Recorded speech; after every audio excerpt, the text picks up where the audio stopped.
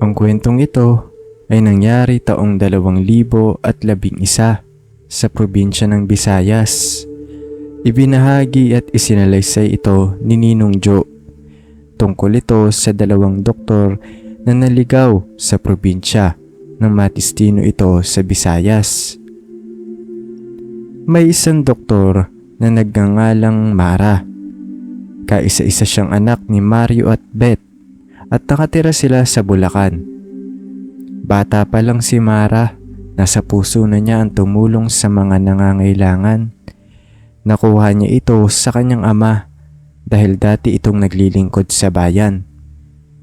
Isang araw nalaman ng mga magulang ni Mara na madidistino siya sa malayong lugar sa probinsya ng Visayas para magbigay ng mga gamot at libreng bakuna sa mga bata doon. Pinayuhan naman siya ng mga magulang niya noon na mag-iingat, lalo na halos 1 buwan din siyang mamamalagi doon. May sinabi noon ng ina ni Mara bago ito umalis at hindi niya malilimutan yon. Sinabi nito na may kasabihan sa mga probinsya ng Visayas na may mga nilalang na iniiwasan at kinakatakutan nila. Pero hindi espesipikong sinabi ng ina niya kung anong nilalang ang tinutukoy nito. Basta lagi daw niyang tatandaan na buksan lagi ang isip at maging alisto. Ang sabi naman ni Mara, kung ano mang nilalang ang mga yun, ay hindi sila totoong nabubuhay sa mundo. Dahil sa tagal na niyang napag-aralan kung paano gumagana ang katawan ng isang tao, nakakasigurado siyang kwentong bayan lang ang mga yun at naimbento ng mga sinaunang tao. Gayunpaman ay hindi makakaila ni Mara na natakot siya sa sinabi ng ina niya noong araw na yun. Nakita niya kasing seryoso ang ina nito sa mga sinasabi niya at hindi niya dapat kailangang ipagsawalang bahala yun. Noong nasa biyahe na sila, nakasakay sila sa isang van kung saan kasama ni Mara ang doktor din na makakasama niya sa probinsya, sila Von at Sandra. Habang nasa biyahe sila, abala si Sandra sa pagtingin-tingin sa laptop nito sa isang magandang lugar sa probinsyang pupuntahan nila. Von and Mara, ito pala yung sinasabi ko sa inyong sikat na beach na pwede nating puntahan, sabi ni Sandra at ipinakita niya kay Mara at Von ang mga pictures ng isang beach sa laptop nito. Ikaw talaga, Sandra, puro gala ang nasa isip mo. Trabaho ang pupuntahan natin dun, di ba? Dapat yung bundok na pupuntahan natin ang tinitingnan mo. Nature din naman yun, sabi ni Von at sumimangot naman si Sandra sa sinabi nito. Balak kasi ni Sandra na magbakasyon sa probinsyang yun pagkatapos nilang matapos ang trabaho nila. Ang KJ mo talaga, Von. Ikaw kasi, puro trabaho ang nasa isip mo. Hindi ka marunong i-enjoy ang buhay. Huwag kang sasama sa amin ni Mara kapag nagpunta na kami dun, ha? Sagot ni Sandra sa sinabi ni Von. Teka muna. Sa bundok ba tayo pupunta? 'Di ba sabi hindi liblib ang pupuntahan natin? Sabi ni Mara. Sumingit ito sa usapan nila Von at Sandra. Oo, sa bundok daw tayo madedestino. Mas marami daw kasing nangangailangan dun eh. Hindi daw kasi nabababa ang mga tao dun. Kumbaga, hindi sila nakakapunta ng ospital. Sabi ni Von. Alam nyo, ang grupo talaga ni Marco ang may pakana kung bakit tayo nadestino sa bundok. Sa malamang yan, nung uto na naman sila para sa atin mapunta yung lugar na to. Sabi naman ni Sandra. Hayaan nyo na. Ang mahalaga, nakapasyal tayo sa ibang lugar. Nag-enjoy na tayo, natulungan pa natin yung mga residente doon. Sagot ni Von. Bumiyahe sila ng halos 1 araw. Pagkababa nila ng van, sumakay pa sila ng Roro at narating ang probinsya. Pagdating nilang tatlo sa probinsya, may pupuntahan pa silang bahay kung saan sila manunuluyan ng ilang araw. Ang may-ari noon ay si Aling Marta. Naglakad lang sila papunta ng bahay ni Aling Marta. Pagdating nila sa baryo, wala na kasi silang masasakyan. Habang naglalakad silang tatlo, ay pansin nilang wala silang masyadong nakikitang mga tao. Layo-layo din ang mga bahay at napapalibutan ng baryo ng malalawak na bukirin at mga buko. Nakita din nila ang mga bundok at napaisip sila kung saang bundok ang pupuntahan nila. Habang naglalakad silang tatlo ay napansin nila ang maraming tao sa isang bahay. Pumasok agad sa isip nila kung ano ang nangyari doon kasi parang pinagkakaguluhan yon. Ano pong nangyari? Tanong ni Sandra sa isa sa mga taong nasa labas ng bahay. May namatay daw. Sagot naman ng pinagtanungan nila. Bakit, ano daw pong nangyari? Sabay sabi naman ni Mara. Naaksidente daw. May gilit daw sa leeg. Pero hinala nila, inatake yan ng aswang. Maaga pa naman po, di ba? Baka naaksidente lang talaga. Hindi. Kagabi pa daw siya nawawala. Nanguha daw yan ng kahoy panggatong sa bundok. Mag-aalas 6 daw yun ng gabi. Tapos ayan, may gilit na siya sa leeg. Sabi baka na-aksidente. Pero alam nyo naman dito sa lugar namin. Sabi noong pinagtanungan nila. Bakit? Tagasan ba kayo? Parang ngayon ko lang kayo nakita. Mga health cares po kami. Mamimigay po kami ng mga gamot at bakuna dito sa baryo ninyo. Sabi naman ni Von. Hindi rin sila nagtagal doon at umalis agad.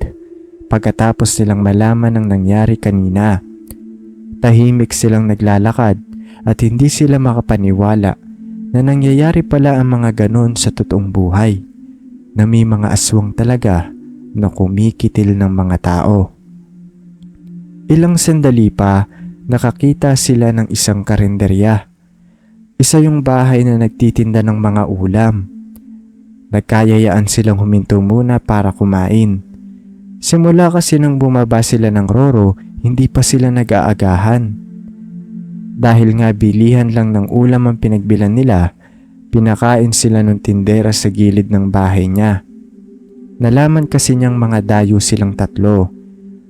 Binigyan sila noon ng makakainan, plato, kutsara at libre lang ang tubig. Habang kumakain sila ay hindi nila maiwasang pag-usapan yung nangyari kanina. Ay nako, wag nga kayong nagpapaniwala sa mga aswang. Tinatakot nyo lang ang mga sarili nyo.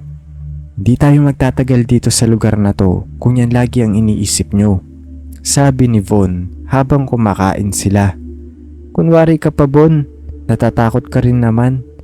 Kita ko kaya ang ekspresyon ng mukha mo nung sinabi ng lalaki kanina tungkol sa mga aswang. Birong sabi naman ni Sandra. Basta lagi nyo na lang isipin na nandito tayo dahil may tungkulin tayo. Kung may aswang man dito, hindi natin sila maiengkwentro. Sa umaga naman tayo magtatrabaho, diba? Sagot naman ni Von. Nagteksa si Aling Marta. Kanina pa daw niya tayo hinihintay. Sabi naman ni Mara. Nagmadali silang kumain at umalis na. At ilang sandali ng paglalakad ay narating nila ang bahay ni Marta. Pagdating nila doon ay inayos nila agad ang mga bagahe nila. Pagkatapos ay nagsama silang tatlo sa iisang kwarto. May kanya-kanya silang higaan. Kung maliligo sila ay nag-iigib sila sa poso. Yun ang unang gabi nilang tatlo. Kinabukasan ay mag-uumpisa na ang pagbabahay-bahay nila. Kinabukasan sinamahan sila ni Marta na umakyat ng bundok. Pag-akyat nila doon ay may pupuntahan ulit silang isang bahay kung saan gaganapin naman ang libreng bakuna sa mga bata. Noong nakapasok sila ng bundok, parang wala namang pinagkaiba yung mga taong nakatira doon kumpara sa mga nakatira sa baba. Normal naman ang lugar, taliwas sa inaasahan nila, at doon napanatag ang loob nila. Pagdating nila sa bahay kung saan ulit sila manunuluyan, nagkasundo silang tatlo na si Von ang maiiwan doon, si Sandra at Mara naman ang magbabahay-bahay. Si Von ang mag-aasikaso sa pagbabakuna. Maaga pa lang, nagsipuntahan na ang mga magulang na gustong ipabakuna ang mga anak nila. Hindi naman nahirapan si Von ng mga oras na yun. Para sa kanya, konti pa nga ang mga tao noon. Alam niya kalahati lang ng mga residente ang nagsipuntahan noon. Sa kabilang partido naman, nila Mara at Sandra, sa kalagitnaan ng kanilang pagbabahay-bahay, nagkasundo sila na maghiwalay para mapabilis ang trabaho nila. Ilang oras lang ang lumipas, may napansin si Mara sa mga bahay na nadadaanan niya. Ang bahay kasing yun ay walang mga kapitbahay. Kung titignan mo rin ang bahay ay parang malulungkot ka kasi sira-sira at luma na ang mga gamit. Isa lang ang pumasok sa isip ni Mara. Kailangan niyang tulungan ang mga nakatira doon. Kahit gamot lang ang ibibigay niya, alam niyang makakatulong na yun sa kanila. "Tao po! Tao po!" Sigaw ni Mara paglapit niya ng bahay. Maya-maya ay napansin niyang unti-unting bumukas ang pinto at may sumilip doon pero hindi ito nagpakita. "Taga-healthcare po kami. May gamot po sana kaming ibibigay sa inyo," sabi ni Mara nang mapansin niyang hindi nagsalita ang taong nasa likod ng pinto. Maya-maya ay sinara ng tao ang pinto. Hindi niya pinansin si Mara at ang sinabi nito. Umalis na lang si Mara nun at nagtungo sa iba pang mga bahay. Pero hindi pa siya nakakalayo doon, may lumapit sa kanyang isang babae. "Kayo po ba yung mga nagbibigay ng gamot?" sabi ng babae paglapit kay Mara. Opo. Bakit po?" sagot naman ni Mara. Wala kasi kami sa bahay kanina. Kumuha kasi kami ng kamote ng asawa at 2 kong anak. Baka nalagpasan nyo kami. Doon kami nakatira sa unang pinasukan nyo sa bundok," sabi ng babae at dali-dali namang binigyan ni Mara ng gamot ang babae. Noong aalis na si Mara, may sinabi uli sa kanya ang babae at naging palaisipan sa kanya yon. "Galing ka ba dyan sa bahay na yan? Hindi na nila kailangan ng gamot. Hindi kasi sila nagkakasakit. Mga aswang kasi ang mga nakatira dyan," sabi ng babae at umalis na din ito. Natakot si Mara ng mga oras na yon, pero hindi siya naniniwala sa sinabi sa kanya ng babae. Mukha namang mabait yung taong nakita niya sa bahay na yon. At kung aswang man sila, edi sana hindi na siya nakalabas sa bakuran pa lang ng bahay nila. Noong naglalakad na pabalik si Mara sa bahay na tinutuluyan nila, nakita niya si Sandra na nagbabahay-bahay pa din ito. Nakita niya ito sa isang bahay at nilapitan niya ito. Paglapit ni Mara kay Sandra, inayanan niya itong bumalik sa tinutuluyan nila kasi magtatanghali na nun at kakain muna sila. "Mara, alam mo ba, may sinabi sa akin yung babaeng nakatira dun kanina," sabi ni Sandra habang naglalakad sila. "Ano yun?" tanong naman ni Mara. "Mag-iingat daw tayo sa mga taong nag-aalok sa atin ng pagkain. May mga matatanda daw ditong nanlalason daw ng mga tao. Kapag daw nakakain o nakatikim tayo ng pagkain nila, malalahian daw tayo ng aswang," sabi ni Sandra. Hindi alam ni Mara pero unang araw pa lang nila sa bundok, ang dami na niya agad nababalitaan tungkol sa mga aswang. Kahit na hindi naman siya nakakaramdam ng kakaiba sa bundok, naaalala niya bigla ang sinabi sa kanya ng ina niya na uso ang paniniwala ng mga taga-probinsya sa mga aswang. At naaalala niya din ang bilin ng ina niya na lagi niyang buksan ang isip at laging maging alisto. Habang naglalakad sila ni Sandra, nadaanan nila ang bahay na tumatak kay Mara. Yung bahay na walang mga kapitbahay at ang sabi ang mga nakatira doon ay mga aswang. Inaya niya si Sandra na huminto muna saglit para bigyan ng gamot yon. Sinabi ni Mara kay Sandra kahit iwan na lang nila yung gamot sa labas kasi hindi nakikipag-usap ang mga nakatira doon. Hindi naman pumayag si Sandra at mamaya na lang daw nila babalikan. Madadaanan naman daw kasi nila yun pag bumalik ulit sila. Pero tinuloy pa rin ni Mara ang balak niya at walang nagawa si Sandra. Noong papasok na sila ng bakuran, napansin din ni Sandra ang unang napansin ni Mara sa bahay na yun. May presensya ang bahay na tataas talaga ang balahibo mo. Hindi mo talaga aakalain na normal ang mga taong nakatira doon. Napaisip na lang si Sandra. Hindi na sila kumatok ng pintuan o nagtawag ng tao sa bahay. Basta iniwan na lang nila ang mga gamot na ibinigay nila sa harap ng pintuan para makita agad nila yun pagkatapos umalis na silang dalawa. Samantala habang naglalakad sila Sandra at Mara palabas ng bakuran, may sumilip sa bintana ng bahay na yun. Alam niya na pumasok ang dalawang doktor sa bakuran nila at may iniwan doon ng mga ito. Ilang minuto ding maglalakad pabalik sila Mara at Sandra sa bahay na tinutuluyan nila. Habang naglalakad sila, ay napapansin nila na parang wala na silang bahay na nadadaanan. Ang unang nakapansin nun ay si Mara. Panatag naman ang loob ni Sandra. Hanggang sa mapuntahan nila ang isang daan na dalawa ang lilikuan, sa kaliwa o sa kanan.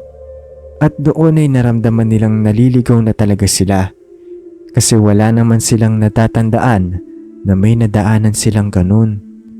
Ang alam nila, dire-diretso lang kasi ang kailangan nilang daanan. Kaya kanan ang pinili nilang daanan nun. At wala pang ilang minuto silang naglalakad dun, ay bigla na lang silang nakaramdam ng kakaiba. Bigla kasing nagpintig ang mga tenga nila. Nahilo din sila at hindi na nakayanan ni Sandra at siya ang unang natumba. Nakakayanan pa naman ni Mara ang nararamdaman niyang pagkahilo at nalapitan pa niya si Sandra para tanungin ito kung ayos lang siya. At ilang sandali ay bigla na lang nahagilap ni Mara ang isang tao na nakatayo sa harap nila. Isa itong matandang babae. May mahabang buhok. Pulang-pula ang mga mata nito noon na nakatingin sa kanya. Nakalabas din ng mga pangil nitong ngipin at may laway pang tumutulos sa bibig niya noon.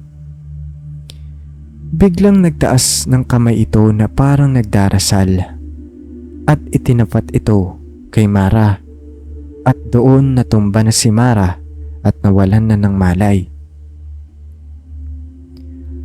Naramdaman na lang ni Mara na niyuyugyug siya ni Sandra at nang maidilat niya ang mga mata niya, nasa loob na sila ng isang kwarto.